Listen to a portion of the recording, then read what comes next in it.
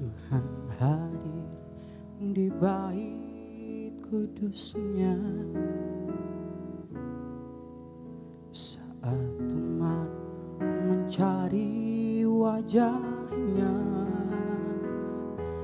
berseru, berdoa, bersujud menyembah dan menikmati kehadiratnya.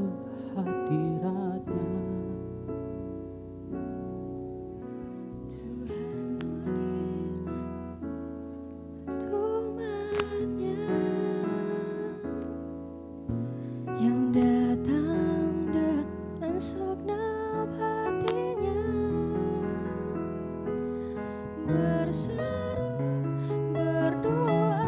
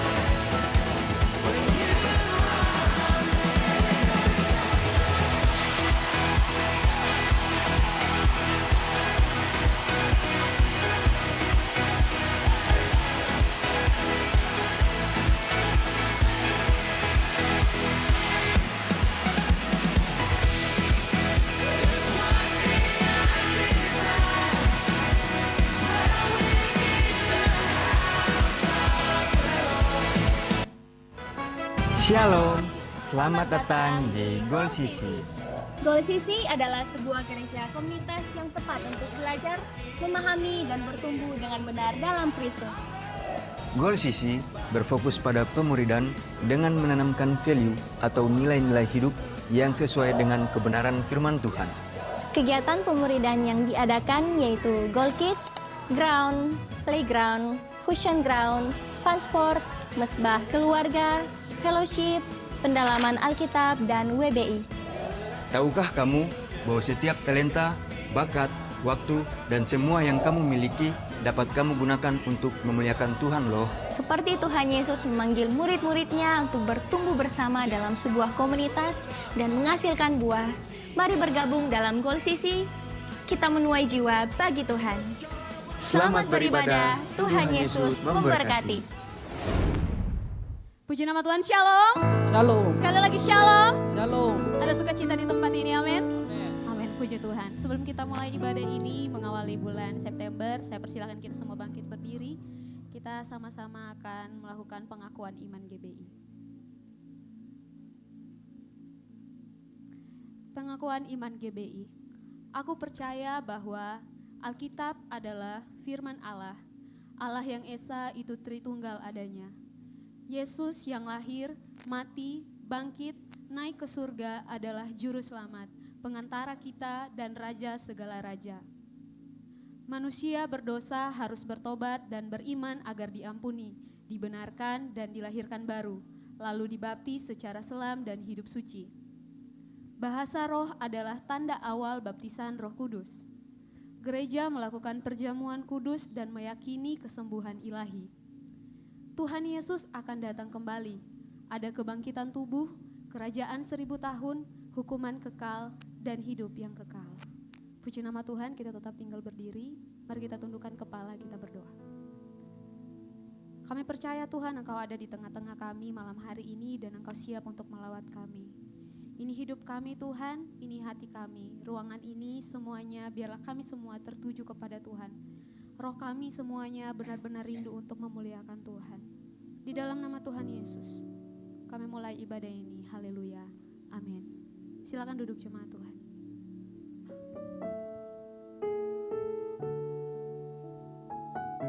Saya percaya bahwa kita semua mengalami penyertaan Tuhan.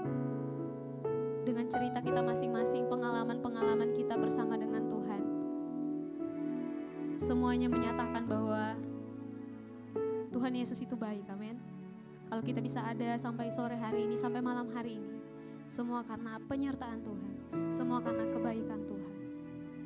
Saya rindu kita semua malam hari ini datang dengan ucapan syukur, dengan ungkapan syukur, bahwa Tuhan Yesus sangat baik dalam kehidupan saya. Mari sama-sama kita nyanyikan pujian ini.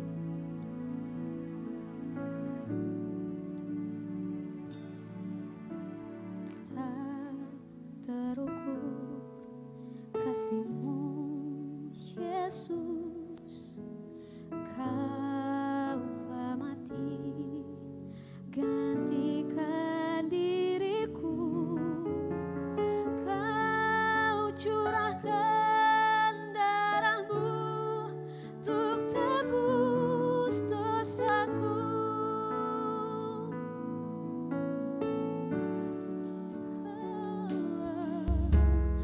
Tak terukur kasih-Mu Yesus.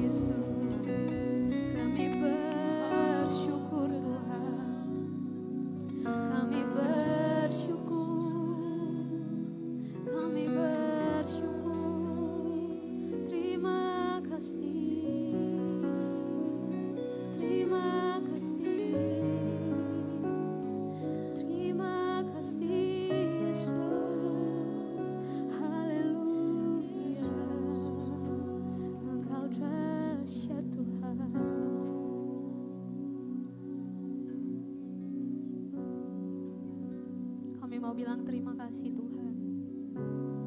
Kami mengucap syukur karena kami punya Allah yang hidup. Kami mengucap syukur buat perbuatan-Mu dalam kehidupan kami. Hari ini kami mau bilang kami mau tetap percaya pada-Mu Tuhan. Karena kami tahu apa yang Tuhan buat bagi kami itu baik adanya.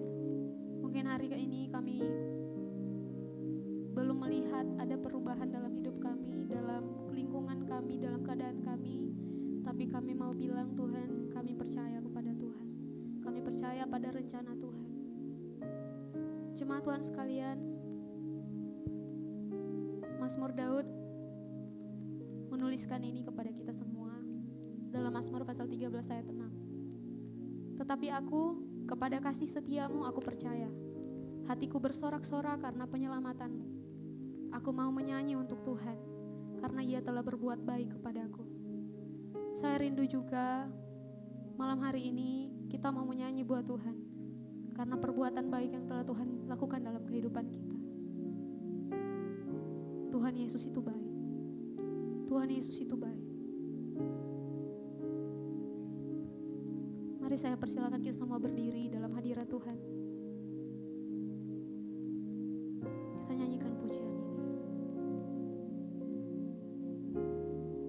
Aku mau percaya karena kasih setiamu. Hatiku bersorak karena penyelamatanmu. Aku mau bernyanyi kepada Tuhan Yesusku, karena Dia telah berbuat baik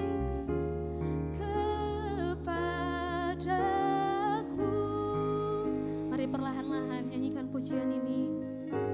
Aku mau percaya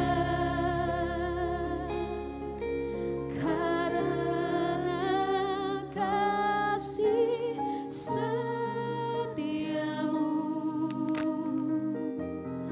Hatiku bersorak karena penyelamatanmu.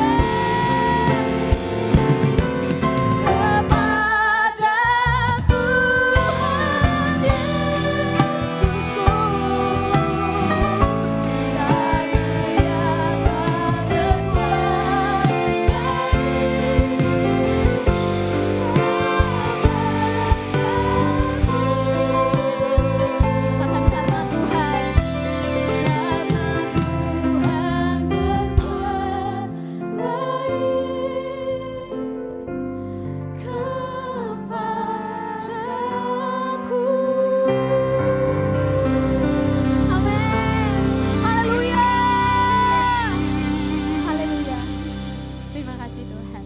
Terima kasih buat kebaikan Tuhan. Hari ini kami mau memuliakan Tuhan. Biarlah roh Tuhan ada di tengah-tengah kami. Dan setiap pujian yang kami naikkan berkenan di hadapan-Mu Tuhan. Di dalam nama Tuhan Yesus, haleluya. Amin. Shalom. Shalom. Bersuka cita kita malam hari ini, amin. Lihat dulu samping kiri kanannya, berikan senyum yang terbaik. Kita akan memuji Tuhan. Haleluya.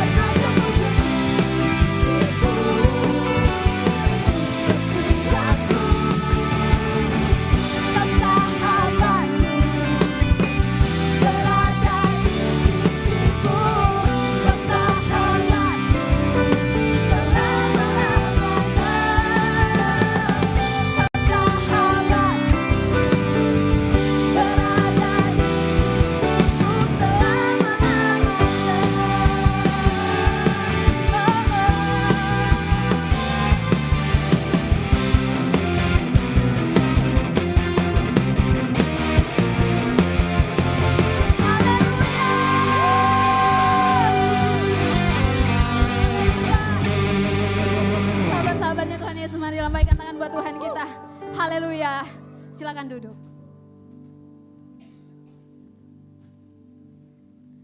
Mari tenangkan hati kita akan mendengarkan firman Tuhan.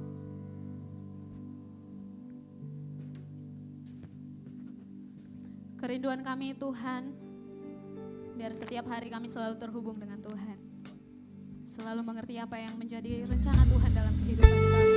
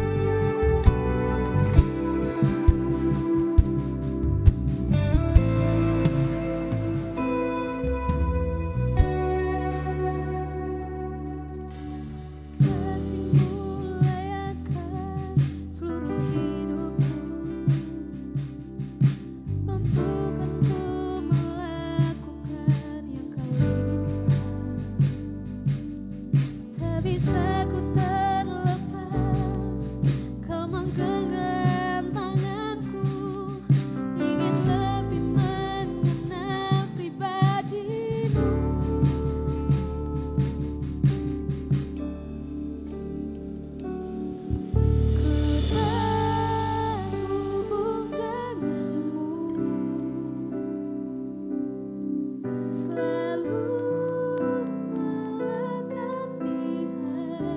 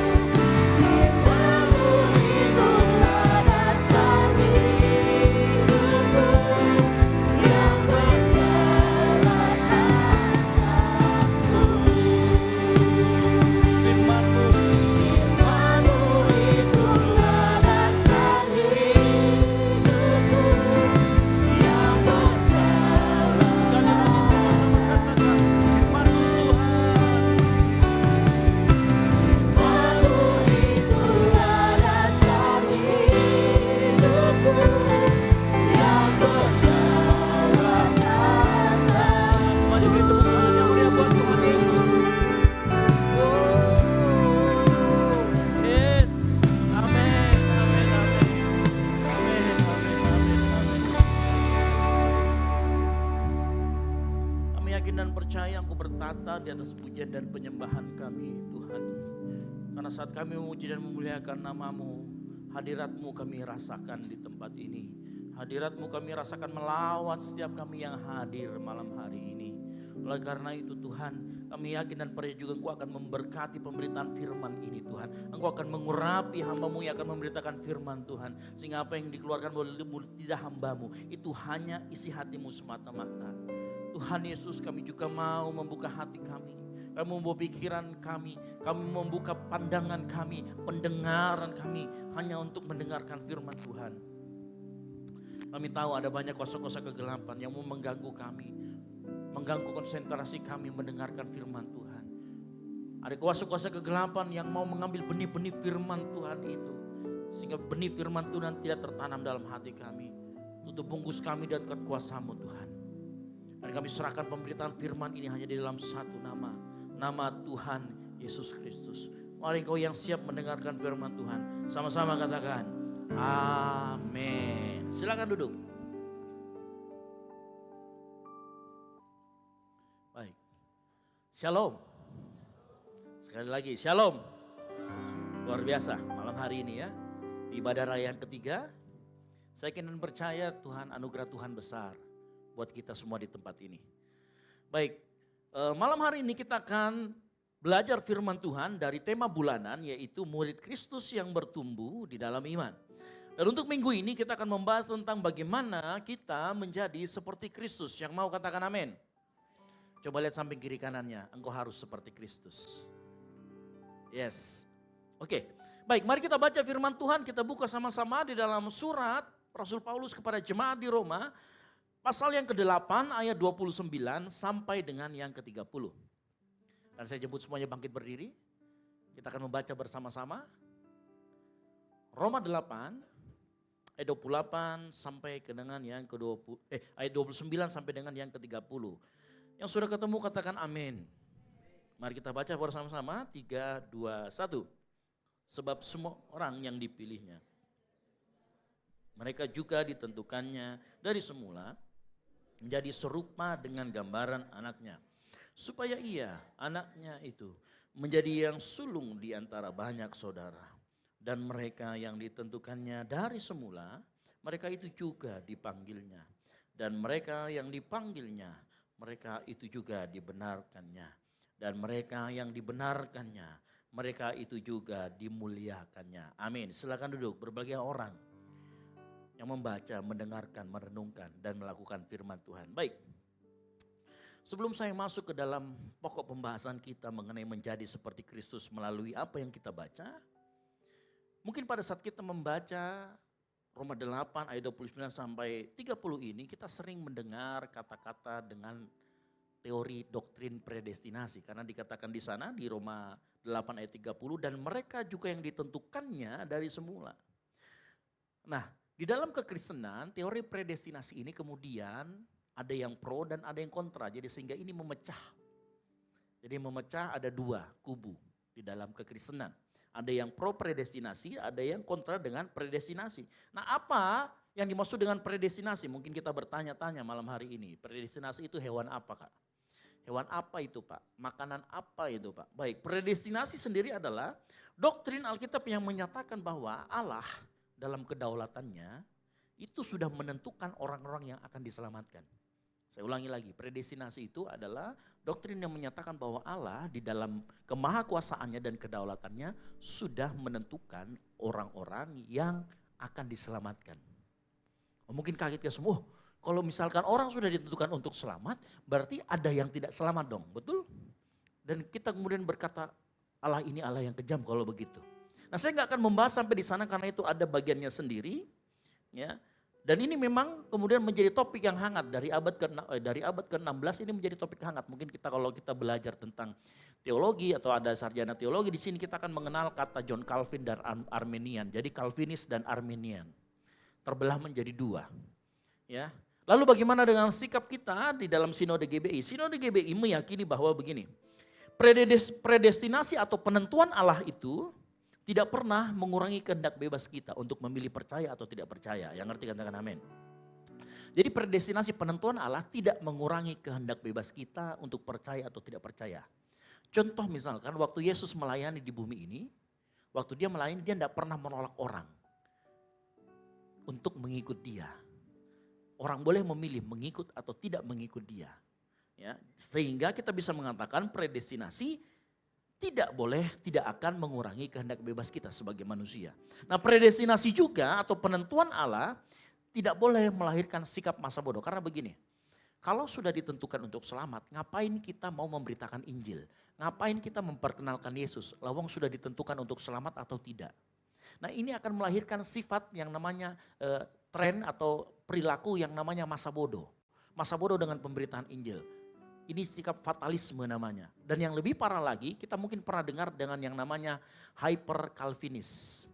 Ya, hyper Calvinis meyakini bahwa sekali selamat tetap selamat.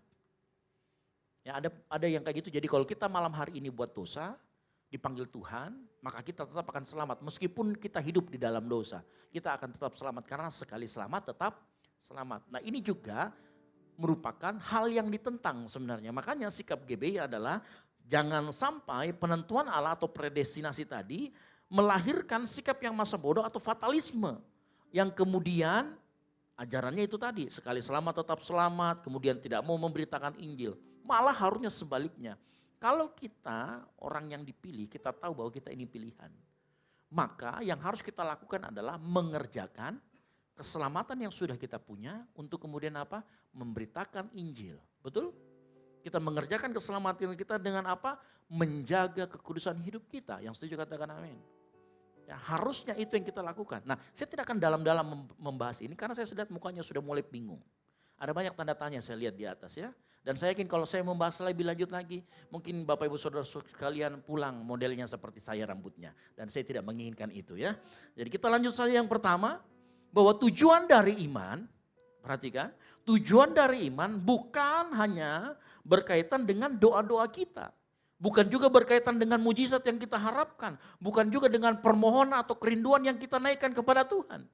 Saya kasih tahu bahwa tujuan dari iman kita lebih dari sekedar itu. Bahkan bukan juga keselamatan. Tujuan dari iman kita adalah keserupaan dengan Kristus. Makanya begini, kalau kepercayaan yang lain, mereka beriman untuk selamat. Tujuan akhirnya adalah keselamatan. Tetapi di dalam Kristus, keselamatan itu titik awal, titik mula. Hasil akhirnya adalah keserupaan dengan Kristus. Beda sekali. Orang Kristen, orang yang percaya tidak pernah menjadikan keselamatan sebagai tujuan akhir. Karena keselamatan adalah anugerah dan titik awal kita untuk kemudian kita mengerjakan keselamatan kita dan semakin serupa dengan Kristus. Nah, yang menjadi pertanyaan begini. Mengapa keserupaan dengan Kristus itu harus menjadi tujuan akhirnya? Kita ingat waktu manusia diciptakan segambar dan serupa dengan Allah. Waktu itu Allah mengatakan baiklah kita menciptakan manusia serupa dan segambar dengan kita. Nah, apa yang terjadi? Ternyata waktu itu diciptakan Tuhan menaruh perasaan atau sense of belong ya di dalam hati manusia. Sehingga dia ingin selalu menjadi apa yang disembahnya, apa yang dia puja. Coba perhatikan, makanya waktu Hawa dicobai oleh iblis, dia mengatakan begini, kalau kamu makan, kamu akan menjadi serupa dengan Allah. Nah, manusia punya itu. Setelah manusia jatuh ke dalam dosa, perhatikan baik-baik, kemudian menjadi serupa dengan Allah itu rusak. Akhirnya manusia menggantikan sosok yang harusnya kita menjadi serupa dengan Allah, kita gantikan sosok Allah itu dengan yang lain. Ya, makanya coba perhatikan dalam kehidupan kita. Saya waktu kecil, Bapak Saudara sekalian, adik-adikku, saya itu suka kesatria baja hitam. Saya pengen jadi kesatria baja hitam. Saya dulu sampai beli sarung tangannya. Kan sarung tangannya yang begini-begini dan begini-begini. Saya sampai pengen sekali membeli itu. Karena nggak pernah dibelikan, saya bikin sendiri. Saya jahit sendiri dan tidak jadi-jadi. Jelek jadinya maksudnya ya. Itu karena kenapa? Saya pengen menjadi seperti itu. Nah, berapa banyak kita yang punya idola? Artis mungkin, penyanyi mungkin. Kalau penyanyi mungkin kita mengikuti gaya nyanyinya. Ada cengkok-cengkoknya, kita ikut-ikutan cengkok-cengkoknya. Atau mungkin gaya pakaian. Ya, ada di sini yang suka sekali dengan gaya pakaian artis tertentu, seperti Fuji dan Torik mungkin ada. Setiap bajunya kita pakai, kita ikut-ikutan juga pakai. Nah itu karena ada seperti sisi seperti itu yang memang Tuhan instalkan waktu kita diciptakan. Nah dengar baik-baik, gambar itu kemudian rusak. Dan akhirnya kita memilih sosok yang lain untuk kita tiru.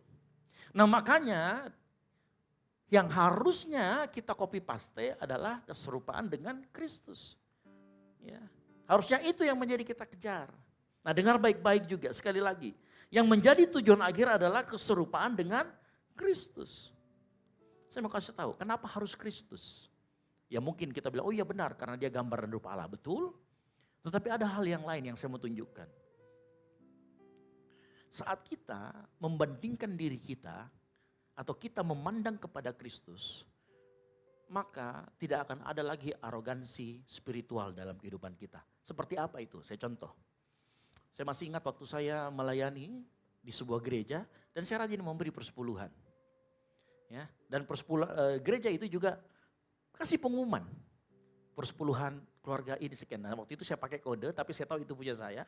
Dan menariknya adalah gereja ini setiap kali dia susun itu perpuluhan, dia mengurutkan dari yang paling banyak. Masukkan nominal jumlah uangnya itu yang paling banyak dulu, baru yang paling sedikit. Apabila saya datang melihat di depan mading itu langsung saya bilang, wow punya gua men, top 5. Artinya top 5 tahu? Gua ngasih banyak banget gitu loh. Wow top 5. Lalu kemudian kita mulai membandingkan top 5 yang kita punya dengan orang yang di 10. Oh ternyata bapak ini cuma sedikit. Apa yang terjadi? Arogansi spiritual yang muncul. Karena kita membandingkan dengan yang di bawah kita. Mengerti maksud saya? Kalau kita membandingkan bahkan mohon maaf nih, dengan sesama kita manusia, maka yang muncul juga arogansi sosial. Ya. Pernah gak kita berpikir begini, pernah ada orang gak yang minta nasihat terus ngomong gini, kamu itu harus bersyukur bro, kalau kamu hari ini masih bisa pakai motor itu, lihat itu orang lain di sana gak punya motor. Halo? Ngerti maksud saya? Dia harus bersyukur di atas penderitaan orang lain. Yang gak punya motor. Pernah ada yang ngasih nasihat begitu? Kau lihat, no, gak apa-apa, kau itu harus bersyukur kamu punya pacar. Lihat itu sana jomblo-jomblo yang ketawa. Halo? Oh itu juga sama. Arogansi spiritual itu. Saya mau kasih tahu. Kalau engkau mau mengucap syukurlah dengan apa yang kau punya. Bukan karena apa orang lain gak punya. Karena itu yang benar di hadapan Tuhan. Nah seringkali kita merasa lega kalau kita memiliki lebih daripada orang lain. Yang setuju katakan amin. Oh jangan. Jangan diaminkan. Seringkali kita seperti itu, betul tidak? Betul atau betul? Ya. Makanya syukuri apa yang kita punya karena itu adalah pemberian Tuhan. Dan rasa ucapan syukur itu kalau kita tidak perlu membandingkan dengan siapa-siapa, dia akan mengerjakan ucapan syukur yang benar di hadapan Tuhan. Ya. Oke, kita lanjut lagi. Ya. Kita lanjut lagi. Sekali lagi saya katakan, tujuan akhir adalah keserupaan dengan Kristus. Nah bagaimana proses untuk menjadi serupa dengan Kristus? Yang disampaikan di ayat 30 dikatakan pertama apa? Dipanggilnya. Ya, coba perhatikan proses yang pertama di Roma 8 ayat yang ke-30. Dikatakan di sana dipanggilnya. Proses yang pertama adalah setelah kita ditentukan, kita kemudian dipanggilnya. Sama-sama katakan dipanggil. Boleh di-refresh? Dipanggilnya, perlu kita ketahui. Saya mau kasih tahu begini. Kalau kata dipanggil, berarti yang punya inisiatif yang dipanggil atau yang memanggil? Yang dipanggil atau yang memanggil, betul? Yang memanggil. Nah dalam hal ini siapa yang memanggil? Tuhan. Nah perhatikan baik. Di dalam iman kekristenan, kita punya Tuhan yang punya inisiatif. Kata dipanggilnya artinya Yesus yang memanggil kita. Tuhan yang memanggil kita. Nah perlu kita ketahui bahwa saat kita mengikut Tuhan, saat kita mengikuti Kristus, saat kita percaya sama Tuhan. Saya mau kasih tahu, bukan kita yang punya ide. Dan bukan kita yang mengambil inisiatif pertama kali. Semuanya berawal dari tindakan Tuhan. Yang dalam kemahatauan dan kedaulatannya memilih engkau dan saya sebelum dunia dijadikan. Saya mau kasih tahu, dia yang berinisiatif memilih kita, menentukan kita dan memanggil kita. Artinya begini, Tuhan kita itu Tuhan yang punya inisiatif. Dengar baik, kepercayaan di luar sana, engkau bisa lihat apa arti agama. Agama itu artinya tidak kacau. Agama itu bisa berarti upaya manusia untuk mencari Tuhan. Tetapi kekristenan berbicara hal yang berbeda. Kekristenan itu adalah inisiatif Allah untuk menyelamatkan yang terhilang. Beda bos, jauh. Makanya dengar baik, kita punya Tuhan yang punya inisiatif. Ada suatu quotes yang mengatakan begini, kita itu akan mirip dengan apa yang kita sembah. Nah kalau kita menyembah Tuhan yang punya inisiatif, adakah malam hari ini kita juga punya inisiatif dalam kehidupan kita? Coba perhatikan di tempat kerja kita. Pernahkah kita berpikir bahwa kita ini orang yang punya inisiatif? Ada sampah di tempat kita berjalan seperti biasa. Kita punya inisiatif nggak kita ambil dan kita buang? Nanti ini perjamuan kudus nih. Ada nggak kita punya inisiatif kalau kita lihat cawan-cawan yang sudah jatuh, plastik-plastiknya kita ambil dan kita buang di tempat sampah, itu inisiatif. Kalau Tuhan kita yang kita sembah adalah Tuhan yang punya inisiatif, maka kita yang menyembah Dia harus juga punya inisiatif. Yang ngerti katakan amin. Di tempat kerja kita saya mau kasih tahu, kalau kita punya inisiatif, engkau akan dahsyat hidupmu. Karena orang yang punya inisiatif itu orang yang mau terlibat langsung. Orang yang betul-betul mau mendedikasikan dirinya. Orang yang punya inisiatif akan disayang sama atasannya. Orang yang punya inisiatif akan ditunggu kehadirannya oleh teman-temannya. Oh saya senang sekali kalau di tempat ini. Bapak ibu saudara sekalian, adik-adikku. Kalau kita selesai makan, banyak yang inisiatif pengen jadi tukang cuci piring. Itu inisiatif juga. Banyak yang inisiatif, saya habis makan, kadang-kadang belum habis makanan saya, Kak dibawakan ke belakang, oh belum habis, sorry ya. Itu inisiatif juga. Nah berapa banyak dari kita yang punya hal seperti itu. Atau kita diam-diam saja, pura-pura nggak tahu kadang-kadang. Kita sudah lihat orang teman kita ini belum terima kiriman, belum makan, kita tunggu dia minta. Padahal sebenarnya kita bisa, ayo sama-sama kita makan, saya traktir kok. Hello. Kalau Tuhanmu adalah Tuhan yang inisiatif, maka kita juga harus orang yang punya inisiatif. Yang ngerti katakan amin. Ya. Nah menariknya begini, cara Allah memanggil kita, setiap pribadi demi pribadi itu unik. Unik bin ajaib. Cara Tuhan memanggilnya ada yang seperti biasa saja. Ada yang dengan peristiwa-peristiwa spektakuler. Peristiwa spektakuler itu misalkan begini. Yang biasa dulu ya, yang biasa dulu itu seperti saya. Saya dipanggil Tuhan untuk melayani misalkan. Ini ada yang spektakuler buat saya, karena saya begini. Karena saya lahir dari keluarga hamba Tuhan. Keluar dari rahim ibu sudah ada cap GBI nempel di sini. Besar melayani ya di GBI juga. Hidup di dalam pengasuhan orang tua yang harus baca Alkitab, Sabtu Minggu harus ke gereja, rapikan alat dan lain sebagainya. Hal-hal yang biasa. Tapi berapa banyak juga orang yang dipanggil Tuhan, contoh misalkan, didatangi lewat mimpi. Saya kalau didatangi pada saat saya berdoa saya lari, takut. Gitu. Tapi berapa banyak orang yang kemudian, mohon maaf, dari kepercayaan yang berbeda. Pada saat dia melakukan ritualnya tiba-tiba didatangi oleh sosok yang berjubah putih dan lain sebagainya. Hal-hal yang spiritual, hal-hal yang supranatural bahkan. Ada panggilan, bahkan berapa banyak dari kita yang kemudian kita menerima panggilan Tuhan. Ya, pada saat kita diselamatkan dari suatu kejadian. Ada banyak cara Tuhan memanggil kita. Tapi perhatikan, waktu saya melihat kata cara panggilannya kepada kita itu unik. Saya mengingat ada sebuah kisah mengenai Samuel. Ada tahu cerita mengenai Samuel? Nah, saya kasih ringkasan ya. Samuel ini nama bapak ibunya namanya Elkana dan Hana. Samuel hidup waktu masih kecil di bawah asuhan Imam Eli. Nah, siapa ini Imam Eli? Imam Eli adalah imam yang membiarkan anaknya melakukan kejahatan. Jadi Imam Eli ini punya dua anak namanya Hofni dan Pinehas. Hofni dan Pinehas ini benar-benar tanda kutip kurang ajar. Contoh misalkan ada persembahan daging, dia bisa rampas duluan itu. Belum dipersembahkan untuk Tuhan, dia sudah bisa rampas. Kemudian mohon maaf, dia kemudian suka berzina dengan wanita-wanita penunggu gerbang. Ini Hofni dan Pinehas, anak Imam Eli. Dan Imam Eli membiarkan kejadian itu. Jadi Samuel waktu masih kecil diasuh oleh Imam Eli. Nah siapa ini Samuel? Samuel punya anak tadi Elkana dan Hana.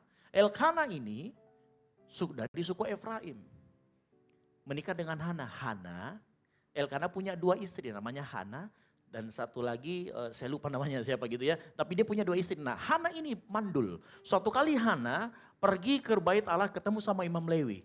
Dia mengutarakan rajin. Nah suatu kali Imam Lewi bilang kamu akan punya anak. Betul dia punya anak. Dan Hana ngomong gini, anak yang pertama keluar saya akan kasih buat menjadi pelayan Tuhan. Betul Samuel keluar dan dikasih kepada Imam Eli. Setelah kejadian itu Hana merojo lagi 5 anak. Gitu ya. Jadi siapa yang mau cepat-cepat punya anak nanti kasih anak pertama mau buat Tuhan. Masih merojo lagi yang begitu kan gitu ya. Perhatikan dengan baik. Setelah itu mulailah Samuel diasuh oleh Imam Lewi. Menariknya waktu diasuh oleh Imam Lewi tiba-tiba ada suara memanggil. Waktu itu dia mau tidur ada suara memanggil. Samuel, Samuel, apa yang dilakukan oleh Samuel? Dia bergegas lari kepada Imam Eli. Karena dia berpikir Imam Eli yang manggil dia. Dia berkata begini, ya Bapak. Imam Eli bilang saya gak manggil kamu. 3 kali kejadiannya. Nanti yang ketiga dipanggil Samuel, mengertilah Imam Eli bahwa yang memanggil Samuel itu Tuhan. Terus diajarin gini, Samuel kalau nanti ada yang panggil kamu lagi kamu bilang, ya Tuhan ini aku hambamu siap mendengarkan. Apa yang terjadi? Dia lakukan betul-betul itu. Kemudian apa yang terjadi Samuel? Samuel menjadi salah satu nabi, hakim-hakim di antara orang Israel. Dia menjadi nabi kesukaan Tuhan. Apa yang terjadi? Saya mau kasih tahu. Cara Tuhan memanggil Samuel bukan pada saat Samuel sudah besar seperti saya. Samuel waktu itu masih kecil, masih umur belasan. Bahkan kalau nanti diceritakan di sana ibunya itu sering bawakan dia baju lenan, baju kain efod supaya dipakai karena dia bujangnya imam. Dia masih kecil. Samuel juga bukan orang kaya, bukan orang terpandang. Samuel juga bukan keturunan orang Lewi karena dia dari suku Efraim, Elkana orang Efraim. Tapi dia tetap dipanggil Tuhan. Dengar baik-baik. Apapun kondisi kita, apapun latar belakang kita, tidak akan bisa menghalangi panggilan Tuhan dalam hidupmu. Kalau malam hari ini ada panggilan khusus Tuhan dalam hidupmu, dengar baik. Apapun keadaanmu, dia sanggup melakukannya. Panggilan Tuhan dalam hidup kita juga tidak berdasarkan apa yang kita miliki. Tidak berdasarkan status kita. Tidak berdasarkan pangkat kita. Tidak berdasarkan latar belakang kita. Panggilan Tuhan dalam kehidupan kita tidak melihat kondisi di luar yang ada di sekitar kita. Karena bagi Tuhan itu tidak penting. Makanya malam hari ini dengar. Kalau malam hari ini Tuhan panggil kita. Yang harus kita lakukan adalah respon dengan benar. Yang setuju katakan amin. Mari kita merespon setiap panggilan Tuhan. Sama seperti waktu Samuel dipanggil pertama kali. Nah kalau kita membaca dalam 1 Samuel 3 ayat yang keempat. Waktu Tuhan memanggil Samuel yang pertama kali dan dia tidak mengerti ini Tuhan. Apa yang dilakukan oleh Samuel ayat yang kelima, 1 Samuel 3 ayat yang kelima. Lalu berlarilah ia kepada Eli. Nah saya berdoa di tempat ini. Jemaat yang dikasihi Tuhan. Saat ada panggilan Tuhan dalam hidupmu, engkau gak berlari menjauh, tetapi engkau berlari mendekat kepada Tuhan. Saya tahu ada di tempat ini orang-orang yang memang khusus dipanggil Tuhan. Dan Tuhan mau persiapkan sesuatu yang dahsyat yang akan dikerjakan dalam hidupmu. Jangan berlari menjauh, berlarilah mendekat. Apapun kondisi keadaanmu, saya mau kasih tahu malam hari ini. Responi panggilan Tuhan dengan benar. Tuhan gak perlu lihat keadaanmu, kondisimu. Mungkin Kak, tapi saya ini masa laluku, saya sudah hancur Kak. Mohon maaf bagi yang wanita, saya sudah memberikan Tuhan. Apa yang saya miliki paling berharga kepada orang lain. Tapi saya dikecewakan. Tuhan gak lihat itu. Asal engkau merespon panggilan Tuhan, dia akan pakai engkau luar biasa. Yang setuju katakan amin. Kak, tapi saya berdosa, saya sudah pernah melakukan banyak dosa. Dengar baik. Justru Tuhan memanggil orang berdosa supaya dibenarkan. Kita lanjut lagi poin yang kedua. Yang kedua, dibenarkannya. Setelah kita dipanggil, kita akan dibenarkannya. Saya mau kasih tahu, pada saat kita dipanggil, keadaan kita semua ada satu kesamaan yang paling utama, yaitu apa? Kita dalam keadaan berdosa. Pada saat kita dipanggil Tuhan, kita masih dalam keadaan yang berdosa. Bahkan jauh dari Allah. Orang jauh dari Allah pasti dekat dengan hukuman. Itu yang terjadi dalam hidup kita. Jadi kalau malam hari ini engkau menolak panggilan Tuhan, hanya karena engkau merasa terlalu berdosa, dengar baik. Justru karena itu Tuhan mau panggil kita semua. Justru karena itu Tuhan mau panggil, karena memang Dia memanggil kita dalam keadaan kita berdosa. Roma 3 ayat 23 sampai 24 berkata begini. Karena semua orang telah berbuat dosa dan telah kehilangan kemuliaan Allah. Dan oleh kasih karunia telah dibenarkan dengan cuma-cuma. Oleh apa? Penebusan yang Yesus lakukan 2000 tahun lalu di atas kayu salib. Itulah yang nanti kita akan peringati bersama-sama melalui perjamuan kudus. Kita bersekutu dengan tubuh dan darah Yesus. Nah, dengar baik semua malam hari ini. Engkau dibenarkan dengan cuma-cuma. Tapi perhatikan. Pada saat kita dibenarkan oleh Tuhan, kita dipanggil dan dibenarkan. Bukan karena kita sudah melakukan sesuatu untuk Dia. Karena Dia yang memiliki inisiatif. Tetapi karena kasih karunia-Nya yang melimpah buat kita. Nah, dengar baik. Pada saat kita dipanggil dan dibenarkan. Ada dua hal yang penting yang kita harus pelajari. Tujuan dari dibenarkan adalah agar kita dibenarkan itu akhirnya agar kita dapat berdiri di hadapan Allah dan berhak menerima kehidupan kekal. Nah, itu tujuan kita dibenarkan. Karena gini, pada saat Yesus mati di kayu salib, oleh karena ketaatannya, oleh karena pengorbanannya, dan pada saat kita terima Yesus, kita kemudian berpindah posisi dari yang dulu dihukum menjadi tidak dihukum. Dan pada saat kita memandang kepada Kristus, yang Tuhan lihat dari kita adalah, pada saat kita percaya Kristus, yang Tuhan lihat dari dalam kita adalah Yesus. Tapi ingat, waktu kita percaya sama Yesus itu baru namanya positional sanctification. Dibenarkan secara de jure, secara hukumnya kita sudah dibenarkan. Tetapi hidup kita belum menjadi kudus, belum menjadi serupa dengan Kristus. Makanya dengar baik, kadang ada orang bertobat, dia punya keterikatan dengan dosa-dosa. Nggak bisa langsung berbalik mungkin, karena dia harus membereskan dengan proses.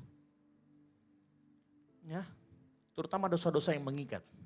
Minum, merokok, mabuk, apalagi bicara kotor, piktor, apalagi. Itu dosa-dosa yang mengikat. Judi online. Ya kan, kecanduan narkoba, itu semua adiktif.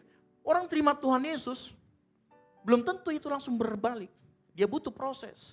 Nah, itu yang saya bilang tadi, pada saat kita terima Yesus, kita baru ada di positional sanctification. Nah, kita perlu mengalami yang kedua, yang namanya progressive sanctification. Jadi dibenarkan prosesnya ada dua.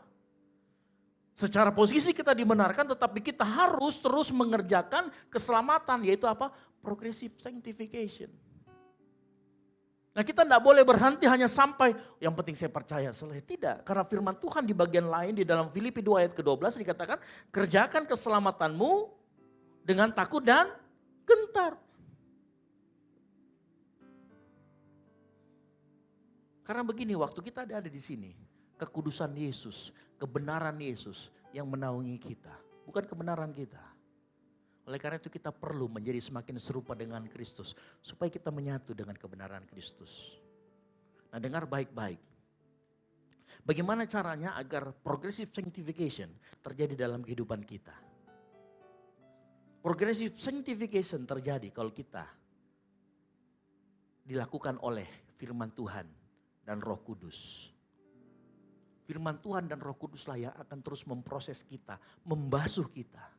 Makanya saya senang sekali Bapak Ibu Saudara sekalian datang ke tempat ini, dengarkan firman Tuhan.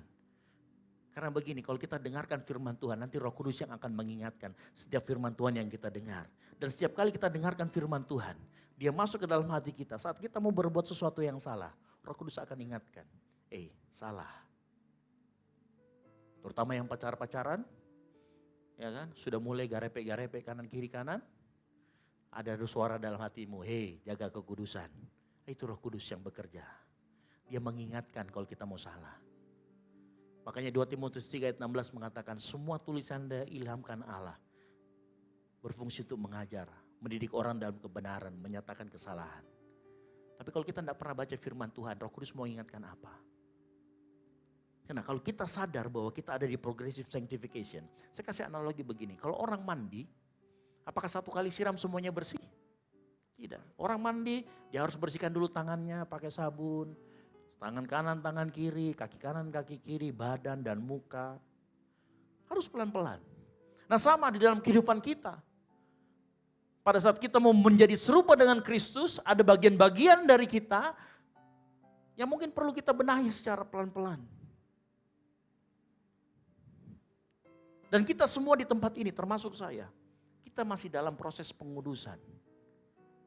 Semua dari kita malam hari ini hadir, masih dalam proses pengudusan. Karena kita semua masih ada hal-hal yang mungkin tidak berkenan kepada Tuhan. Dan itu akan dibersihkan secara terus menerus, secara progresif. Makanya kalau datang ke gereja, jangan lihat itu orang di gereja kayak malaikat sekali. Tidak. Justru itu sebenarnya mereka itu adalah orang-orang yang sedang diperbaiki. Yang sedang ditolong Tuhan, yang sedang masuk bengkel untuk diperbaiki. Makanya kalau datang ke gereja ketemu sama orang yang mulutnya tajam, mengerti dia, oh berarti dia punya dosa di mulut, mungkin lagi diperbaiki sama Tuhan. Cuman belum baik mulutnya. Ya, gereja bukan tempat orang sempurna, yang setuju katakan amin. Karena kita semua masih proses di dalamnya. Makanya gak ada satupun gereja yang sempurna. Nah Tuhan mau justru dengan ketidaksempurnaan kita, pada saat kita melihat teman kita yang berdosa, apa yang harus kita lakukan? Mengasihi dia. Jangan dihakimi. Makanya kalau saya akan sangat sedih sekali kalau kita ada teman kita yang jatuh dalam dosa, malah kita hakimi rame-rame, malah kita gosipin. Harusnya kalau ada teman kita jatuh dalam dosa, ayo support, bangkit kembali. Ayo kita bantu dia, kita doakan dia. Nah, itu sikap yang benar karena kita mengerti dia masih dalam proses, kita juga masih dalam proses. Ya. Dan begitu juga cara kita melihat gereja. Jangan melihat gereja sebagai sesuatu yang sempurna. Semua orang di dalam gereja di tempat ini masih dalam proses. Yang ngerti katakan amin. Makanya lihat kiri kanannya bilang, kau masih dalam proses bro, sis. Kau masih dalam proses. Kita semua masih dalam proses. Yang Tuhan inginkan adalah progresif atau pertumbuhan. Saya berdoa di GBI Okumene di tempat ini, di Gold Sisi ini. Ini menjadi tempat kita mengasihi bukan menghakimi. Yang ngerti katakan amin. Mengasihi orang yang sedang dalam proses pengudusan. Saat kita mengasihi orang yang jatuh, bukan artinya kita menormalisasi dosanya. Bukan kita setuju dengan dosanya, tidak. Kita tidak setuju dengan dosanya tapi kita mengasihi orangnya. Kita mau orangnya terus bersama-sama dengan kita. Terus menuju kesempurnaan, keserupaan dengan Kristus. Yang ngerti katakan amin. Dan kita semua di tempat ini, saya harapkan kita semua saling membantu. Yang ketiga, dimuliakan. Setelah kita dipilih, ditentukan, kita dipanggil. Kemudian kita dibenarkan oleh darah Kristus. Kemudian kita akan dimuliakan. Tidak hanya dipanggil dan dibenarkan, kita akan dimuliakan oleh Kristus. Nah secara cepat saya jelaskan. Kata dimuliakan oleh para penafsir itu punya dua arti. Arti yang pertama begini, pendapat yang pertama bahwa gini. Arti kata dimuliakan terjadinya itu pada saat kita juga masih hidup di dunia. Pada saat progress sanctification itu, ya, pada saat progress sanctification itu terjadi, proses dimuliakan itu juga terjadi. Buktinya apa? Yohanes 17 ayat yang ke-22. Yohanes 17 ayat ke-22. Dan aku telah memberikan kepada mereka kemuliaan yang engkau berikan kepadaku, supaya mereka menjadi satu, sama seperti kita menjadi satu. Dikatakan di sana, dan aku telah memberikan kepada mereka kemuliaan. Boleh di-refresh? Ya. Jadi aku telah memberikan kepada mereka kemuliaan. Jadi pendapat yang pertama, kemuliaan itu atau pemuliaan itu terjadi saat ini, saat kita mengalami progressive sanctification. Nah dengar baik-baik begini. Arti kata dimuliakan atau kemuliaan atau dimuliakan itu sebenarnya sama artinya dengan begini. Kata aslinya itu seperti orang yang sedang dalam perdagangan. dan dia harus menghitung bobot atau beratnya. Itu arti kata dimuliakan. Artinya begini, pada saat kita dimuliakan di dalam proses sanctification, pada saat Yesus mengatakan, aku telah memberikan kepada mereka kemuliaan, artinya hidup para murid itu dibuat lebih berisi, lebih berbobot, lebih berharga, seperti emas yang dimurnikan. Nah itu artinya sama dengan kehidupan kita. Saat kita percaya sama Tuhan, mengalami progressive sanctification, hidupmu akan semakin berbobot. Kenapa? Karena Tuhan akan memakai kita untuk kemuliaannya. Hidup kita akan semakin seperti emas yang dimurnikan. Tapi cuman saya mau kasih tahu begini. Proses dimuliakan sampai ke titik dimuliakan, progressive sanctification, tidak senyaman yang kita kira. Saya ulangi lagi. Progressive sanctification sampai kita dimuliakan, yang terjadi di dunia ini seringkali mungkin membuat kita tidak nyaman.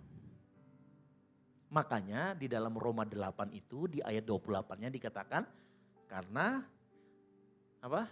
Dikatakan di sana, Allah turut bekerja dalam segala sesuatu untuk mendatangkan kebaikan. Proses progress sanctification sampai kita dimuliakan, gak nyaman buat kita. Dan seringkali kita salah membaca ayat ini. Roma 8 ayat 28, mendatangkan kebaikan. Nah saya mau tanya, pikiran kita, pada saat dikatakan Allah turut bekerja mendatangkan kebaikan buat setiap orang yang percaya. Kata kebaikan di sana pada saat kita sedang sakit. Kata kebaikan Tuhan artinya apa? Sembuh, betul? Kalau kita sedang gak punya uang, atau kita lagi miskin, kira-kira kebaikan Tuhan itu apa? Jadi kaya. Nah kita selalu berbicara tentang kondisi yang ada di sekitar kita. Padahal yang dimasukkan mendatangkan kebaikan adalah karakter kita yang semakin menjadi lebih baik. Jadi mohon maaf malam hari ini. Mungkin kau punya sakit penyakit dan Tuhan belum sembuhkan. Tuhan lebih tertarik pada karakter kita ketimbang mengubah apa yang ada dalam sekitar kita. Karena mungkin Tuhan tahu kalau saya rubah ini penyakit, pergi lagi nanti main game dari pagi sampai pagi. Kalau saya kasih sembuh ini penyakit, mulai nanti keluar malam lagi, jadinya lepis, lemah fisik. Kalau saya kasih ini kekayaan, istrinya 5, 4 dikasih sembunyi. Setiap tikungan ada. Kalau dikasih ini kepercayaan yang lebih, dikasih jadi punya jabatan yang tinggi, simpanannya bertambah. Nah itu bukan seperti itu. Yang Tuhan mau pada saat dia bekerja, mungkin tidak nyaman buat kita. Tapi itu mendatangkan kebaikan untuk pribadi kita semakin serupa dengan Kristus. Yang ngerti katakan amin. Nah mungkin kita sedang ngalamin itu malam hari ini. Mungkin sebagian dari kita mengalami progress sanctification yang gak nyaman buat daging kita. Mungkin kita dipisahkan. Mungkin Tuhan saya harusnya maunya ke kota A tapi kenapa kau kirim saya ke kota B. Dan kita merasa kita tidak nyaman. Saya mau kasih tahu untuk orang yang percaya di tempat ini. Ada sesuatu rencana yang besar yang Tuhan taruh dalam hidupmu. Ada banyak rencana dalam hidup kita yang tidak terjadi. Sama seperti saya juga ngalamin Bapak Saudara sekalian. Saya masih ingat waktu saya dipindahkan dari Surabaya ke Batam, saya nggak ngerti apa itu Batam. Batam itu seperti kota apa. Tapi suatu kali ada sebuah nasihat yang saya dengarkan dari senior saya dan saya yakin itu dari Tuhan. Dia bilang begini, Esra, kalau kamu dipindahkan ke kota yang menurut kamu jelek, jangan kamu berpikir jelek dulu. Kalau kamu dipindahkan ke kota yang menurut kamu baik, jangan berpikir baik dulu. Jalani saja dulu. Saya situ tertegun, iya betul juga. Akhirnya saya jalani. Mungkin tidak nyaman buat kedagingan kita. Mungkin kita seolah-olah keluar dari zona nyaman. Tapi itulah yang Tuhan mau, mendatangkan kebaikan. Apa itu kebaikan? Karakter kita semakin baik, karakter kita semakin serupa dengan Kristus. Itu yang dimaksud dengan mendatangkan kebaikan. Nah, malam hari ini saya tidak tahu pergumulan kita apa yang ada di tempat ini. Tapi percayalah, kalau engkau berserah sama Tuhan, kalau kita mau serahkan kehidupan kita dalam tangan Tuhan dan kita yakin kita orang-orang yang dipilih, kita orang-orang yang dipanggil dan dibenarkan, berarti Tuhan sedang mengerjakan kebaikan dalam dirimu. Amin. Saya yakin dan percaya kita semua di tempat ini, anak-anak Allah yang siap untuk terus dikoreksi oleh kebenaran firman. Berikutnya, pendapat yang kedua, kapan terjadi dimuliakan ini? Pendapat yang kedua akan terjadi pada saat Tuhan Yesus datang kedua kalinya menjemput kita di awan-awan. Para pemain musik saya panggil ke depan. Kita sudah terakhir di akhir khotbah saya saat ini. Kapan kita akan dimuliakan? Saat Tuhan Yesus datang di awan-awan menjemput kita, kita akan menggunakan tubuh kemuliaan. Saat itu dimuliakan. Ini pendapat kedua. Kedua-duanya kita bisa terima. Kedua-duanya kita bisa aminkan. Yang setuju katakan amin. Kalau Tuhan sedang mengerjakan sesuatu dalam hidupmu, lakukan. Kalau Tuhan sedang mengerjakan sesuatu itu, lakukan. Kemuliaan yang diberikan Kristus bersumber dari Bapa, pemilik segala kemuliaan. Kemuliaan yang asalnya dari Bapa, bukan berasal dari kefanaan dunia. Saya mau kasih tahu, tujuan dari pemulihan itu adalah agar kita bisa menyebarkan kemuliaan bagi nama Tuhan. Yang setuju katakan amin. Sekali lagi, kalau Tuhan mendatangkan kebaikan dalam hidup kita, yakin dan percaya. Proses pengudusan itu sedang terjadi dalam hidupmu. Progress sanctification engkau alami. Artinya Tuhan sedang mengerjakan sesuatu yang dahsyat dalam hidupmu. Dan saat Tuhan mengerjakan sesuatu yang dahsyat, engkau mungkin bisa jatuh. Oh, saya yakin kita bisa jatuh. Tapi anugerah Tuhan terlalu besar buat kita. Anugerahnya, kasih karunia-Nya akan menopang kita dan memampukan kita sampai kita dimuliakan bersama dengan Dia. Yang setuju katakan amin, beri tepuk tangan kemuliaan bagi nama Tuhan. Tutup Alkitabmu, kita bangkit berdiri. Ada sebuah lagu lama. Mungkin sebagian kita tidak tahu.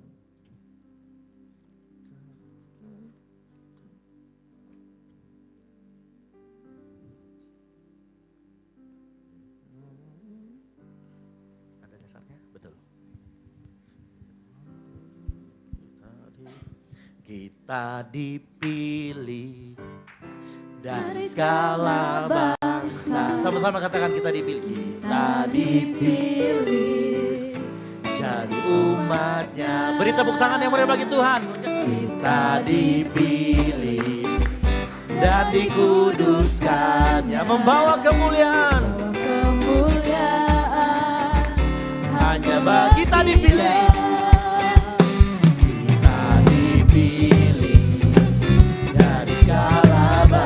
Tunjuk karirnya, kita dipilih. Bagi umatnya, kita dipilih. Dan dikuduskannya, membawa kemuliaan. Hanya bagi Dia.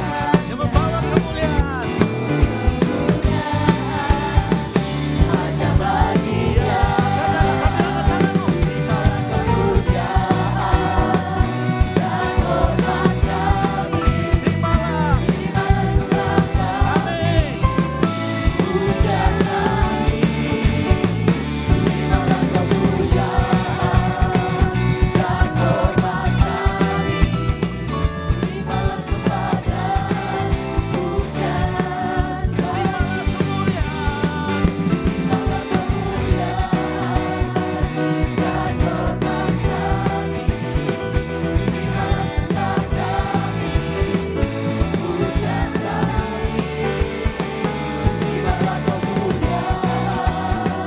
kemuliaan dan hormat kami. Terimalah sembah kami.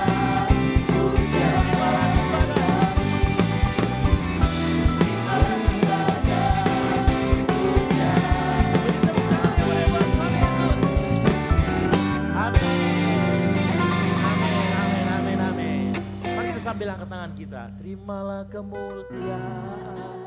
Engkau sembah Tuhan, hormat kami. sembah Yes. pujian kami, terimalah kemuliaan dan hormat kami, terimalah sembah dan pujian kami, Terimalah terimalah kemuliaan dan hormat kami. Terimalah sembah kami, pujian kami. Terimalah kemuliaan dan hormat kami. Terimalah sembah dan pujian kami. sembah dan puji Dia, sembah dan puji Dia, sembah dan puji Dia,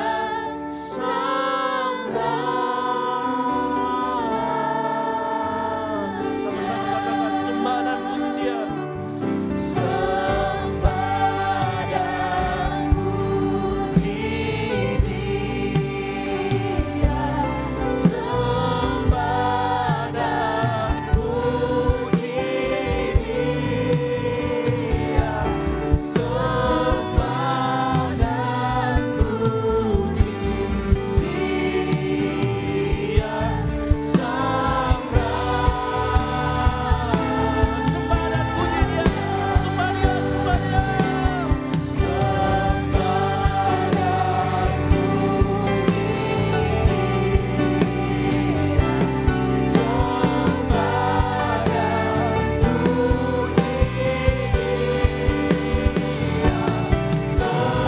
Dia,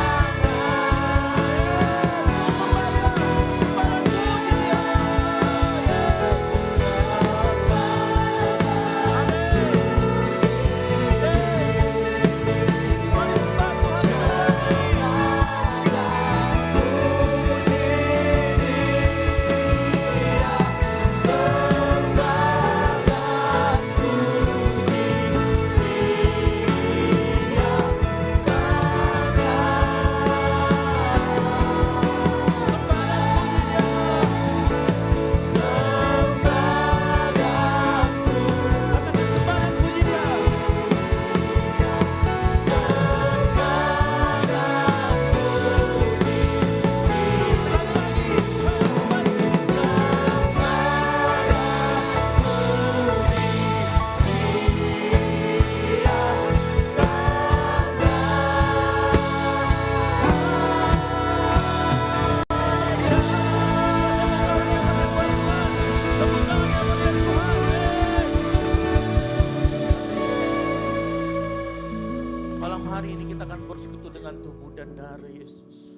Tapi sebelum kita masuk dengan persetujuan tubuh dan darah Yesus, firman Tuhan berkata, jadi barang siapa dengan cara yang tidak layak makan roti dan minum cawan Tuhan, ia berdosa terhadap tubuh dan darah Tuhan. Oleh karena itu malam hari ini sebelum kita masuk lebih dalam, bersekutu dengan tubuh dan darah Yesus, mari kau mohon ampun. Mari minta Tuhan layakkan kita untuk masuk ke dalam perjamuan kudus. Mungkin ada dosa-dosa kita, mungkin ada kesalahan kita, Mungkin ada kata-kata kita yang menyakiti saudara kita, teman kita, orang tua kita. Bahkan menyakiti hati Tuhan. Malam hari ini dengar baik, kau minta ampun sama Tuhan. Minta Tuhan melayakkan kita. Angkat suaramu. Ampuni kami Tuhan. Ampuni kami Tuhan atas setiap dosa dan pelanggaran yang kami buat. Kami tahu ada banyak hal dari kami manusia yang berdosa ini yang menyakiti hati-Mu. Kami malam hari ini Tuhan, kami mau bersatu hati Tuhan. Kami mau mohon ampun, mohon perkenanan Tuhan. Dan biar Tuhan layakkan kami bersekutu dengan tubuh dan darah Yesus. Pantaskan kami Tuhan, layakkan kami terus. Ampuni segala dosa dan pelanggaran kami. Mungkin kami menyakiti hati teman kami. Mungkin kami menyakiti hati saudara kami, orang tua kami. Orang-orang di sekitar kami tanpa kami sadari. Kami memohon ampun Tuhan. Dan kami juga mau melepaskan pengampunan untuk setiap orang yang menyakiti kami. Karena firman-Mu berkata, barang siapa yang tidak mengampuni tidak akan diampuni. Malam hari ini kami mau melepaskan pengampunan buat orang-orang yang pernah mengkhianati kami. Orang-orang yang pernah menusuk kami mungkin dari belakang. Orang-orang yang pernah menghina kami. Orang-orang yang pernah melakukan hal yang tidak baik kepada kami. Kamu melepaskan pengampunan di dalam nama Tuhan Yesus Kristus. Layakkan kami semua Tuhan di tempat ini untuk masuk dalam perjamuan kudus, bersekutu dengan tubuh dan darah Yesus. Mari siapkan roti yang sudah dibagikan. Haleluya. Tetap dalam sikap menyembah. Pandang kepada salib Yesus. Pandang pada apa yang sudah Tuhan Yesus lakukan 2000 tahun lalu di atas kayu salib. Siapkan rotimu. Angkat lebih tinggi dari kepalamu. Tanda engkau kagum dan hormat atas apa yang Tuhan sudah lakukan dalam kehidupan kita. Dan dengarkan firman Tuhan. Sebab apa yang telah kuteruskan kepadamu telah aku terima dari Tuhan. Yaitu bahwa Tuhan Yesus pada waktu Ia diserahkan, Ia mengambil roti. Dan sesegera itu Ia mengucap syukur atasnya. Ia memecah-mecahkannya dan berkata, inilah tubuhku yang diserahkan bagi kamu. Perbuatlah ini menjadi peringatan akan aku. Percayakah kita roti yang ada di tangan kita, yang kita angkat tinggi-tinggi ini adalah tubuh Kristus. Mari kita makan bersama-sama di dalam nama Tuhan Yesus.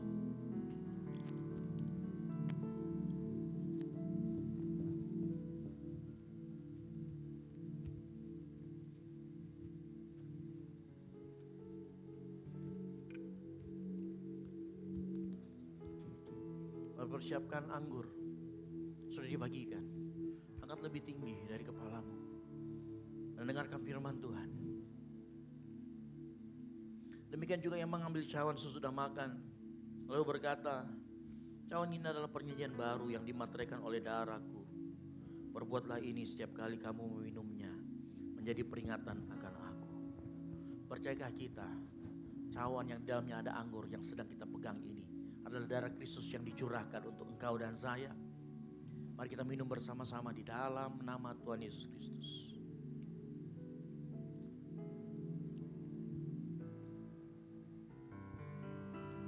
Mari kau mengucap syukur. Mari angkat suaramu, naikkan ucapan syukurmu di hadapan Tuhan. Katakan terima kasih Tuhan. Terima kasih Tuhan. Terima kasih. Katakan terima kasih Tuhan buat kebaikan-Mu. Terima kasih Tuhan buat pengorbanan-Mu. Kami mengucap syukur, kami naikkan syukur. Kalau ucapan syukurmu, angkat suaramu.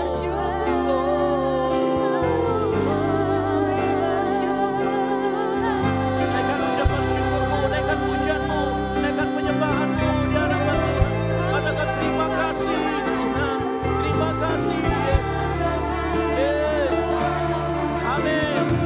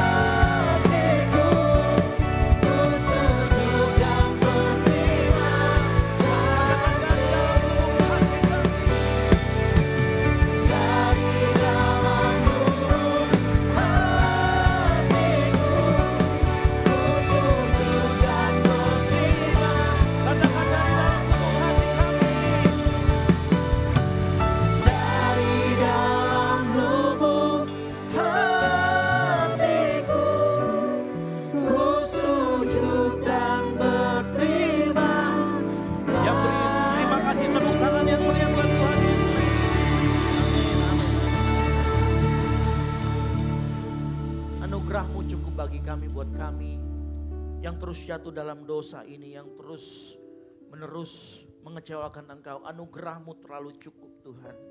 Dan kami mau Tuhan malam hari ini, dengan kami mengingat apa yang sudah Engkau kerjakan, kami mau terus bangkit Tuhan dan terus menjadi serupa sama dengan Kristus. Kami tahu Tuhan tanpa pertolongan firman Tuhan dan Roh Kudus yang ada dalam hati kami, yang mengubahkan kami dari dalam keluar, kami tidak sanggup Tuhan. Oleh karena itu biar Engkau terus mengerjakan kekudusan-Mu di dalam kami, sehingga kami semakin serupa dengan Kristus. Hamba-Mu selesai berbicara Tuhan, tapi Roh Kudus akan terus berbicara dan Roh Kudus akan memateraikan firman itu dalam hati setiap anak-anak-Mu Tuhan. Karena ini adalah firman-Mu, benih yang ditabur di dalam hati setiap anak-anak-Mu di tempat ini. Hamba-Mu selesai berbicara dan hamba-Mu yakin pengurapan kuasa ilahi ada dalam kehidupan anak-anak-Mu.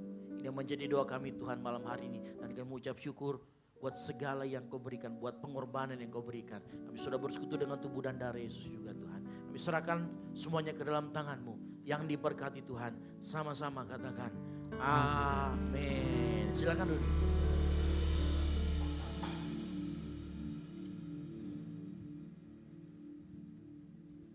Puji nama Tuhan. Yang diberkati oleh kebenaran firman, boleh lambaikan tanganmu. Mari berikan kemuliaan bagi nama Tuhan. Tiba saatnya kita akan memberikan tanda ucapan syukur kita kepada Tuhan. Di depan Bapak Ibu saudara sekalian ada amplop. Amplop yang pertama untuk operasional pastor, amplop yang kedua untuk kas gereja. Mari siapkan persembahanmu, kita berdoa. Bersyukur Tuhan untuk firman-Mu yang boleh ditabur di tengah-tengah kami. Sungguh luar biasa, datang menegur kami. Engkau selalu menyapa di setiap detik kehidupan kami. Bapa yang baik, berkati hamba-Mu dimanapun dia berdiri melayani, Engkau selalu memberkatinya Tuhan. Terima kasih Bapa yang baik, tiba saatnya kami akan memberikan persembahan. Di dalam nama Tuhan Yesus, sama-sama katakan amin. Selamat memberi, Tuhan Yesus memberkati. Persembahan dimulai dari sebelah kiri saya, tengah dan sebelah kanan saya. Silakan memberi Bapak Ibu.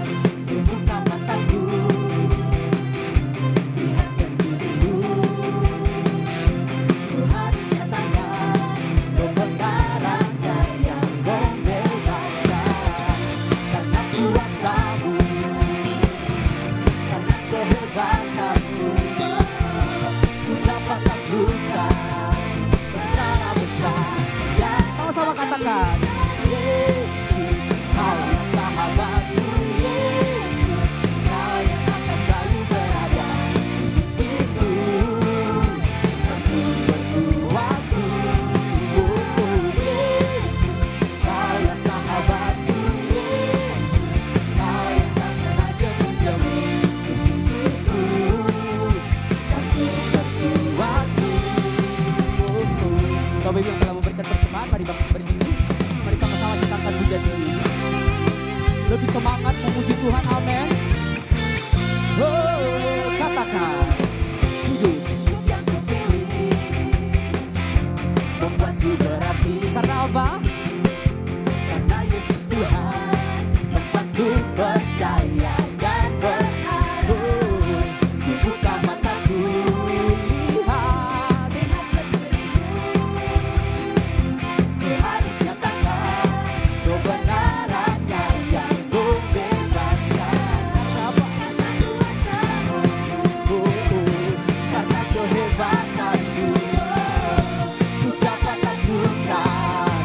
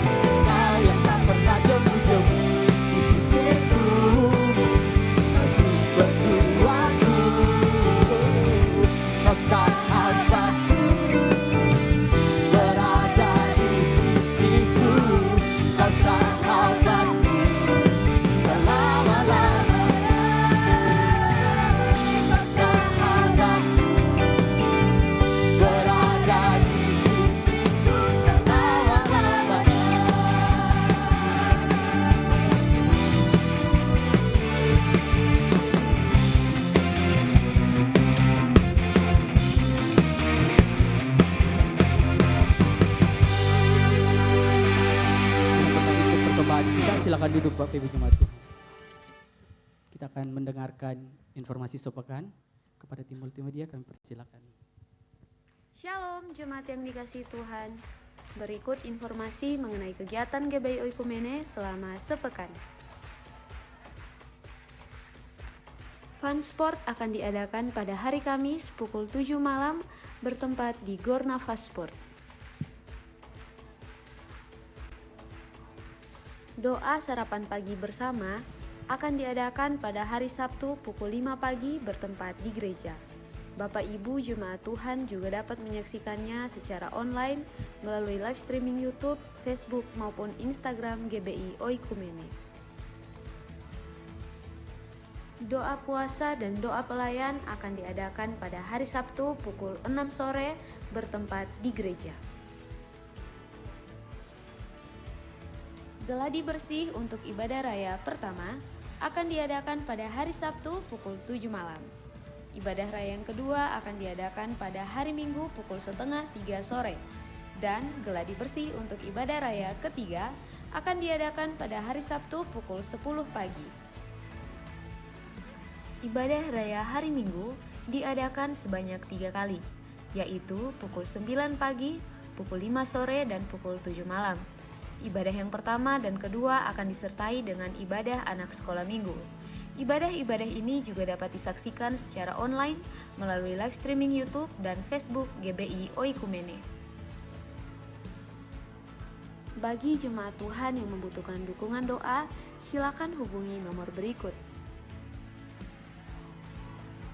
Bagi saudara-saudari jemaat Tuhan yang membutuhkan layanan konseling, penyerahan anak, baptisan, dan pernikahan, silakan menghubungi nomor berikut.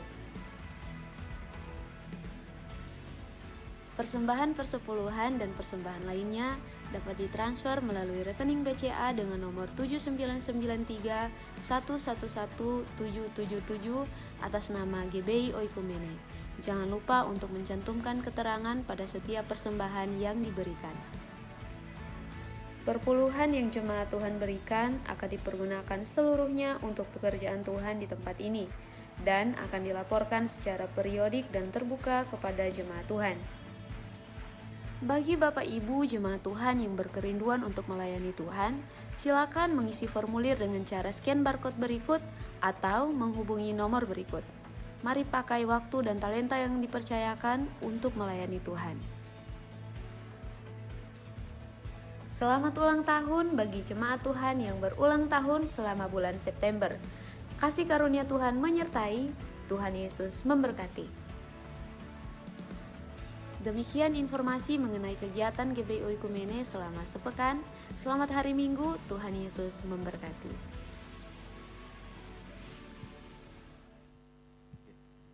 Oke, baik. Shalom. Barusan mendengarkan bisikan goib, ya. Katanya Fun Sportnya dipindahkan di Gor Hidayat, gitu ya. Jadi bulu tangkis ya. Oke, tepok bulu ya. Jadi bulu tangkis. Jadi bagi teman-teman, Bapak Ibu Saudara yang mau ikut nanti hari Kamis jam 7 malam, bergabung saja. Kalau nggak punya raket, bawa badan aja nggak apa-apa, gitu ya. Yang penting bisa bergabung bersama-sama kita, menikmati supaya kita menjadi tubuh yang sehat juga, gitu ya. Jadi tubuh kita jadi tubuh yang sehat. Nah, yang pertama itu, lalu yang kedua, mumpung saya nggak lupa, di belakang nanti ada kupon untuk bantuan Natal kita punya cabang di Pakato. Jadi GBI Pakato sudah mengadakan bazar. Bazar ini adalah bazar antar. Ayam panggang harganya 30.000, ada kupon di belakang. Jadi bagi Bapak Saudara sekalian yang terbeban untuk membantu perayaan Natal di GBI Pakato, silakan nanti diambil di belakang. Ada sama tim Asar. Lalu yang kedua yang berikutnya, saya mengucapkan selamat datang kepada Bapak Ibu Saudara sekalian yang mungkin baru pertama kali hadir di ibadah Gol Sisi, di ibadah raya yang ketiga di GBI Oikumene di tempat ini. Ya, jadi baru pertama kali datang, silakan nanti kita ada welcome dinner bersama-sama di bawah setelah ibadah ini. Jadi silakan mampir ke bawah. Nanti teman-teman Asar akan mengarahkan dan menanyakan. Dan bagi Bapak Ibu Saudara sekalian yang baru pertama kali hadir yang belum memiliki tempat ibadah tetap, silakan bergabung bersama-sama dengan kami di tempat ini. Yang mau katakan amin. Baik, ya kan? Dengar ya 1.000 orang mau katanya. Oke, baik. Lalu kemudian yang penting untuk kita semua juga, kita sudah merencanakan acara Natal kita untuk bulan Desember sudah direncanakan dari jauh-jauh bulan. Jadi dari bulan Juli sudah kita buat panitia Natal dan lain sebagainya dan terus bekerja. Nah, itu laporan progres yang terakhirnya. Berikutnya, jangan lupa bagi yang berulang tahun sepanjang bulan September, silakan maju ke depan untuk didoakan dan menerima souvenir dari gereja. Ada yang berulang tahun sepanjang bulan September, yang baru pertama kali datang juga boleh kok. Maju saja ke depan sini. Oh.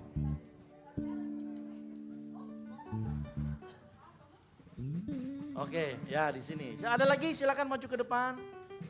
Oh. Agak ke tengah sedikit. Ada, silakan. Gitu. Ada lagi? Silakan. Yang baru pertama kali hadir juga enggak apa-apa. Nanti akan mendapatkan souvenir cantik dari gereja. Ya, souvenirnya menarik gitu ya. Silakan maju ke depan. Ada lagi kita akan doakan dan menerima souvenir. Cuma doa aja, yakin? Ada lagi? Ayo jangan malu-malu. Jangan malu-malu. Ada? Tidak ada lagi? Sudah yakin? Oke, baik. Mari kita arahkan tangan kita kepada teman-teman kita, rekan-rekan kita, saudara-saudara kita yang berulang tahun sepanjang bulan September. Mari kita mendoakan. Tuhan, kami percaya dan yakin anugerah-Mu besar untuk saudara kami, Pati dan Kiro. Tuhan, berkati dalam segala usahanya, dalam kuliahnya, apapun yang mereka lakukan. Di dalam bertambahnya usia mereka sepanjang bulan September ini. Kami yakin dan percaya anugerah-Mu juga besar buat kehidupan mereka. Penyertaan-Mu akan selalu sempurna dalam kehidupan mereka. Mereka akan menjadi kepala bukan menjadi ekor. Berkat Tuhan akan selalu melimpah dalam kehidupannya. Apapun yang Kau lakukan akan diperbuatnya menjadi berhasil. Tuhan sertai dimanapun mereka berada, mereka menjadi terang dan garam buat kemuliaan nama Tuhan. Di dalam nama Tuhan Yesus Kristus kami mengucap syukur dan berdoa. Haleluya. Amin. Umur panjang di tangan kanan, di tangan kiri dan kekayaan dan kehormatan selama-lamanya. Umur panjang di tangan kanan, di tangan kiri dan kekayaan dan kehormatan sampai selamanya. Beri tepuk tangan yang merebut nama Tuhan. Haleluya. Baik. Sudah ada lagi ya pengumuman tambahan? Baik, itu saja mungkin pengumuman tambahan dari saya kembalikan lagi. Kita beri tepuk tangan sekali lagi buat kemuliaan nama Tuhan. Haleluya. Kita akan mengakhiri ibadah kita pada malam hari ini. Saya jemput kita semua untuk bangkit berdiri.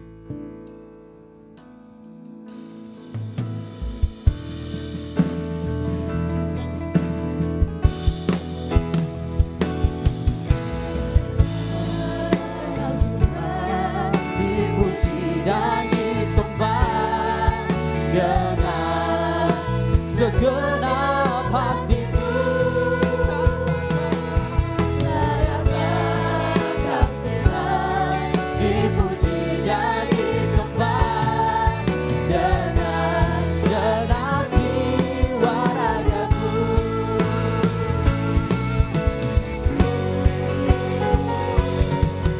Layaklah Kau Tuhan, dipuji dan disembah dengan segenap hatiku. Layaklah Kau Tuhan, dipuji dan disembah dengan segenap jiwa ragaku. Mari sama-sama katakan, layaklah Kau Tuhan, dipuji dan disembah dengan segenap hatiku. Layaklah Kau Tuhan, dipuji dan disembah dengan segenap jiwa ragaku. Dengan segenap jiwa ragaku. Dengan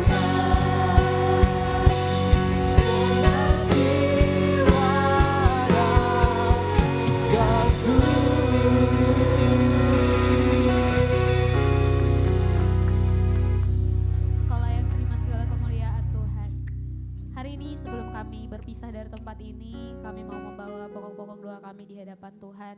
Sebab kami tahu apapun yang kami rencanakan Tuhan tidak ada artinya tanpa penyertaan Tuhan, tanpa perkenanan Tuhan. Hari ini kami mau berdoa Tuhan untuk bangsa dan negara kami bawa dalam tangan Tuhan. Indonesia kami serahkan dalam tangan Tuhan. Biar Tuhan yang bertahta di bangsa kami, biar Tuhan, hatinya Tuhan ada di bangsa ini. Kemuliaan demi kemuliaan terus terjadi di bangsa ini Tuhan. Bahkan kami rindu supaya pertobatan di bangsa ini terus terjadi. Tuhan, kami berdoa untuk pemerintahan di bangsa ini, biar Tuhan pakai untuk kemajuan di bangsa ini Tuhan. Mereka memerintah dengan takut akan Tuhan, dengan penuh tanggung jawab, dengan kejujuran Tuhan. Supaya bangsa ini lebih hari, lebih maju lagi Tuhan. Kami berdoa untuk kota di mana kami tinggal, kota Makassar ini Tuhan. Khususnya di mana ada gereja kami, di Tamalan Raya ini kami berdoa. Biar Tuhan Yesus kirimkan jiwa-jiwa yang belum memiliki tempat gereja yang tetap Tuhan, tempat beribadah yang tetap. Kami berdoa biar Tuhan antarkan mereka ke tempat ini, mereka bisa bersama-sama dengan kami untuk memuji dan memuliakan Tuhan. Bahkan terlebih lagi Tuhan, kami bisa bertumbuh bersama menghasilkan buah untuk kemuliaan nama Tuhan di tempat ini Tuhan. Terima kasih Bapak yang baik, kami berdoa Tuhan buat teman-teman semua yang telah ambil bagian pelayanan, baik itu yang terlihat di kamera Tuhan, bahkan yang tidak terlihat Tuhan Yesus, mereka yang ambil bagian pelayanan apapun itu Tuhan, kami percaya semuanya diperhitungkan oleh Tuhan. Tuhan yang tahu Tuhan apa yang mereka lakukan, dan Tuhan akan memberkati setiap apa yang mereka kerjakan, dan Tuhan pakai lebih lagi Tuhan. Kami semua sore hari ini yang datang, kami percaya malam hari ini Tuhan, kami pulang tidak seperti dengan kami datang. Saat kami datang dengan belenggu Tuhan, kami pulang dengan kebebasan karena Tuhan ada bersama dengan kami, memerdekakan kami Tuhan Yesus. Terima kasih Bapak yang baik, kami siap Tuhan untuk menjadi berkat Tuhan dimanapun kami berada Tuhan.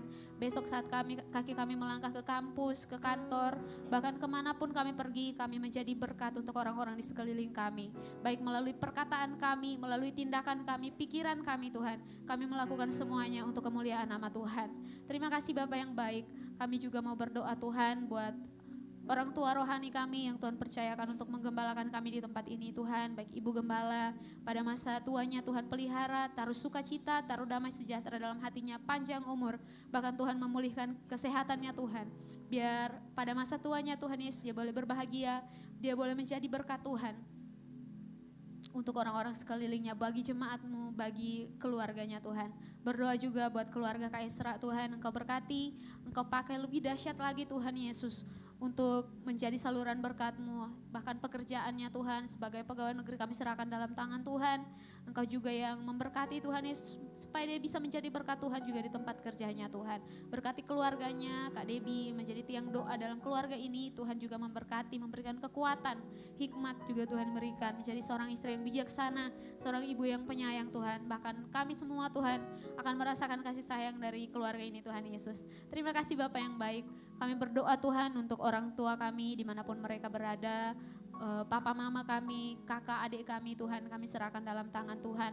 Apa yang mereka kerjakan hari ini kami tidak tahu Tuhan, sebab kami mungkin berjauhan. Orang tua kami yang sedang berada di kampung atau dimanapun mereka berada, Tuhan yang menyertai dan memberkati setiap apa yang mereka kerjakan. Tuhan buat berhasil semuanya. Lindungi mereka Tuhan, berikan kesehatan, berikan panjang umur supaya suatu kali nanti kami bertemu dengan penuh sukacita dan kami memuliakan Tuhan. Berkati juga Tuhan apa yang sementara kami lakukan hari-hari ini Tuhan. Mungkin kami dalam bangku pendidikan, sekolah kami, kampus kami, bahkan kami yang sudah bekerja, Tuhan menyertai kami supaya ketika kami belajar, ketika kami bekerja Tuhan, kami melakukannya untuk kemuliaan nama Tuhan dan Tuhan yang dipermuliakan melalui apa yang kami kerjakan. Tuhan Yesus, kami berdoa Tuhan buat teman-teman kami yang hari-hari ini mungkin dalam keadaan sakit. Tuhan sembuhkan di dalam nama Tuhan Yesus. Yang mungkin hari ini terbelenggu dengan belenggu dosa, dengan apapun yang membelenggu mereka Tuhan, dengan masalah mereka Tuhan yang membuat mereka sulit untuk datang mencari Tuhan. Kami berdoa di dalam nama Tuhan Yesus, Tuhan yang membebaskan mereka, membebaskan roh mereka untuk datang mencari Tuhan. Tuhan Yesus, kami juga berdoa untuk teman-teman kami yang hari ini membutuhkan pertolongan Tuhan, mereka yang sementara mencari pekerjaan, mereka yang mencari pasangan hidup, kami serahkan dalam tangan Tuhan. Tuhan yang memberikan tepat pada waktunya dan apa yang Tuhan buat, apa yang Tuhan berikan itu baik bagi mereka Tuhan. Terima kasih Bapak yang baik, kami serahkan gereja ini dalam tangan Tuhan.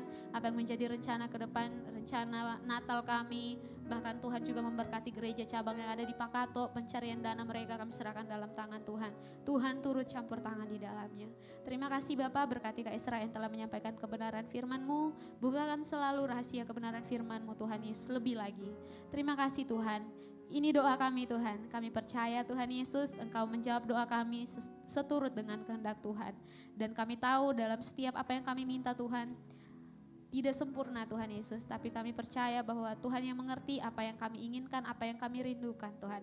Jadilah seturut dengan kehendak Tuhan.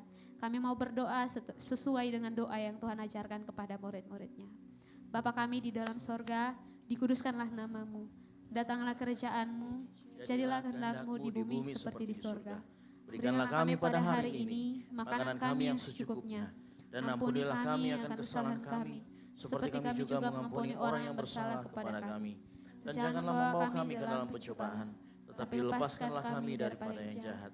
Karena Engkaulah yang punya kerajaan dan kuasa dan kemuliaan sampai selama-lamanya. Mari kita angkat kedua tangan kita. Terima berkat dari Tuhan dan dengarkan firman Tuhan. Tuhanlah penjagamu, Tuhanlah naunganmu di sebelah tangan kananmu. Matahari tidak menyakiti engkau pada waktu siang atau bulan pada waktu malam.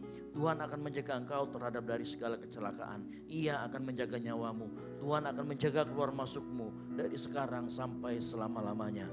Kasih karunia, rahmat, damai sejahtera dari Allah Bapa dan dari Yesus Kristus Anak Bapa serta penyertaan Roh Kudus akan menyertai kita dalam kebenaran dan kasih. Mulai dari saat ini sampai Tuhan Yesus datang menjemput kita di awan-awan permai. Bagi Dialah kemuliaan sampai selama-lamanya. Yang diberkati Tuhan, sama-sama katakan amin. Selamat hari Minggu, silakan bersatu sejenak.